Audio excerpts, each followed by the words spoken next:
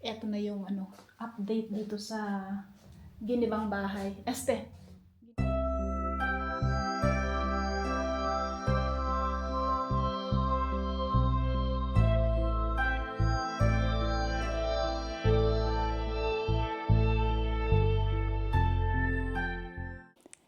Hello, Kanat friends.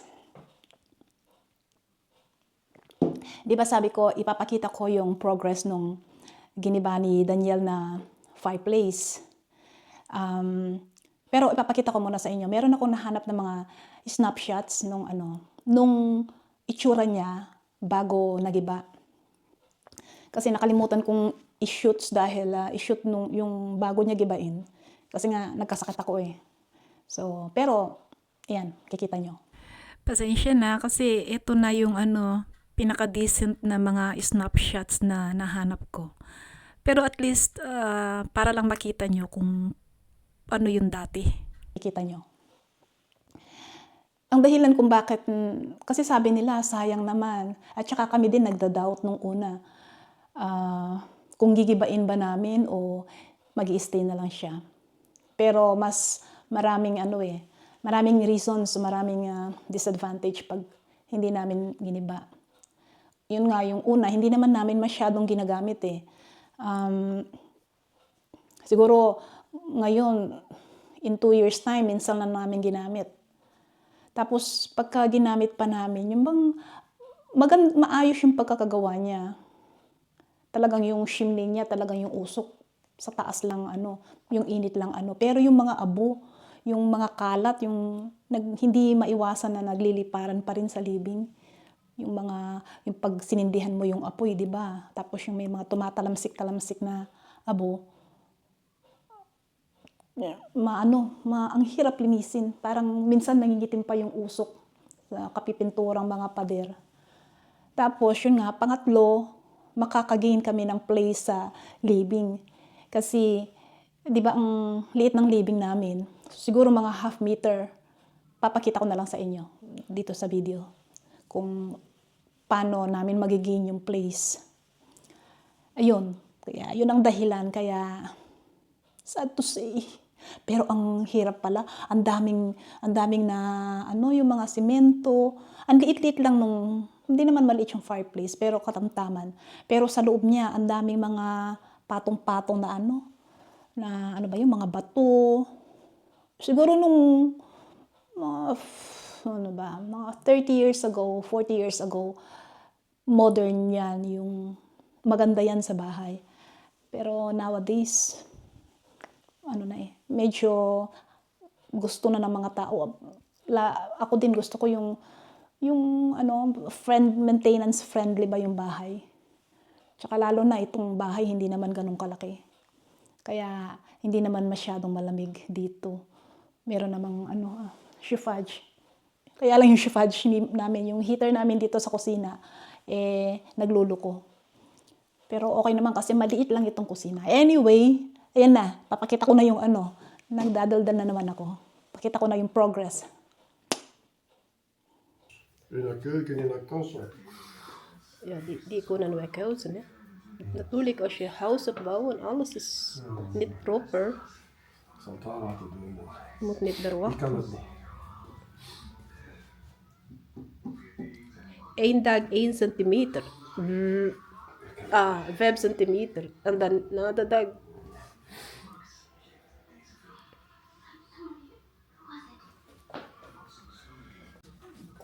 We are in dilemma of there is possibility that we can break until here or just until here. If I am the one to be followed, I would rather be to here. But yeah, I don't know. This is a nice one. Yes, before it's fireplace. We remove already. Dat is geen. But Nee. Dat is geen ouders. Wat? Dat zijn leien. what layer? Ja, zo heb ik in de dakvleugels. Ja. Dat zijn leien. Ja, wat bedoelt je? Leien, dat leien zijn van de dak. En dat dat geen ijzer is. Ik dacht dat dat ijzer was. En is er een probleem? Nee, dat is geen probleem. Rad breken. So we will see, we will see. And I'm so sick. Ang nagiging problema kay Daniel, pag naumpisahan niya yung trabaho, he will not stop. Ito yung progress. Ayun na. Sabi nung awas. Sabi ko, bukas naman. But they don't want to stop. There's no more tomorrow, Han? Mooi. Karton. I can feel already some light, some clearness here when I pass. Dat ga ik nog niet.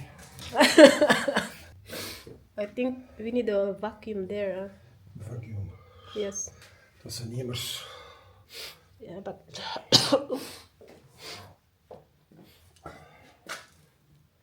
and is it possible to still here? Weet ik niet. Ayan dito, second day na dito. There are moments na nung ginigiba niya ito there are moments na nag-iisip kami. Nagda-doubt kami kung tama nga ba yung desisyon. Kasi yung parang nakikita namin yung mga bato, yung parang old stones. Tsaka nakita nyo naman sarap, di ba? Yung parang mga Cleopatra stones dyan. Pero siguro dati, 30 years ago o so, mode yung ganito. Sa bagay, maski ngayon pagka meron kang fireplace, medyo looks na. Parang giselig. Kaya lang mas prefer ko talaga yung plain, light wall na madaling linisin. Kaya yun. Kaya decision is made. Ayan yung mga naalis na niya. Ayan yung sa taas. Tapos ito yung mga bakal. Yan o. Yan, lahat yan galing doon. Dami. Yan. Lahat yan galing dyan sa fireplace.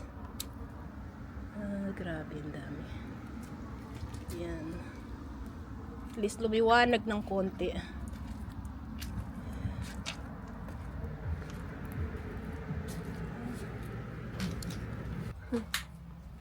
Yan o. Saan ka nakakita ng snow na may saging na nalalanat? Only here in Belgium. Yan. Daming yelo, oh. Nalulusaw. Tingnan natin doon sa bubong. Dito sila nanggagaling, oh. Teka lang, ha. Ayan, oh. Susungkitin ko sila. Ay. Whoop.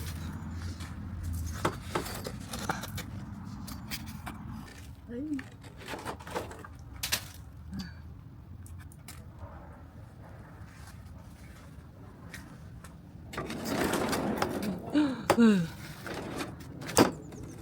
Bigat nito.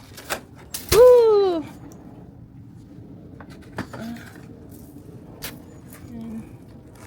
Dami, oh. Hindi ako napagod na ako. Yung update dito sa ginibang bahay.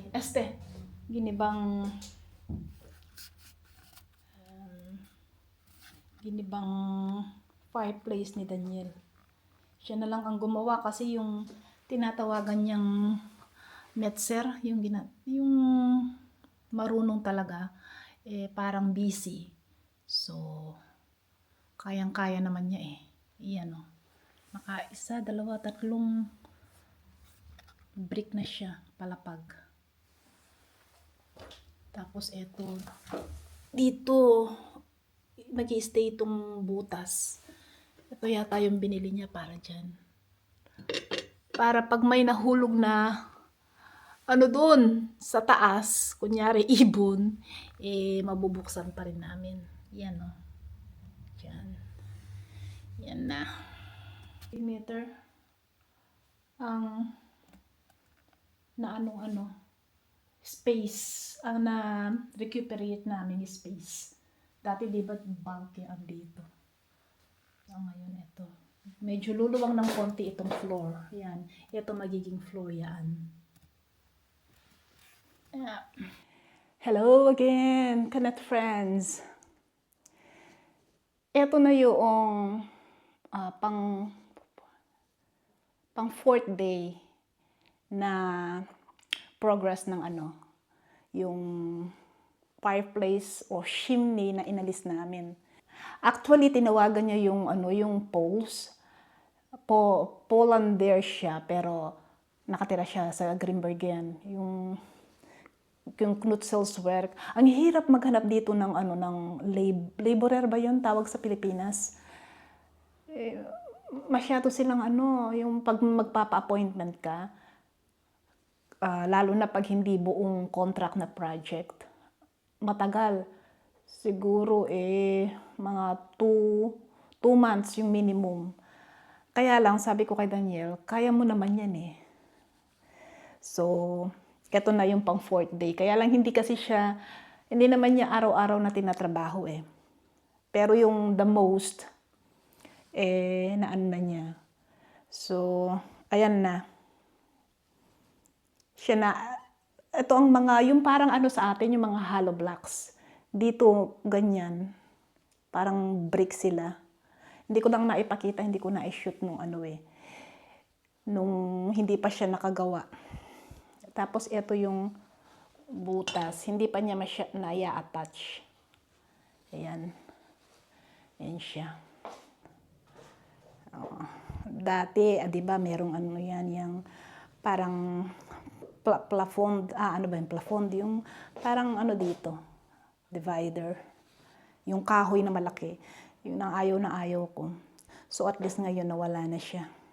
Tapos itong space na to, i-extend itong wood na to. So meron pa akong mga ½ meter.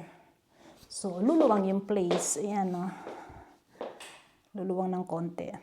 Tapos si Daniel, pinaalis ko yung bureau niya doon. Lumipat siya doon. Para mas maluwang ng konti. So, ayan. I-update ko pa kayo maybe later kapag nagawa na niya. Hinay-hinay lang ang paggawa niya eh. Pero so far, so good. Na gawa na niya yung pinakamahirap, yung paggiba. Ko, ang dami palang ang dami palang mga cheche-bureche nitong fireplace. Totoo yung sabi ni Gina, ang pinakamahirap gibain yung fireplace. Pero at least nagawa na niya.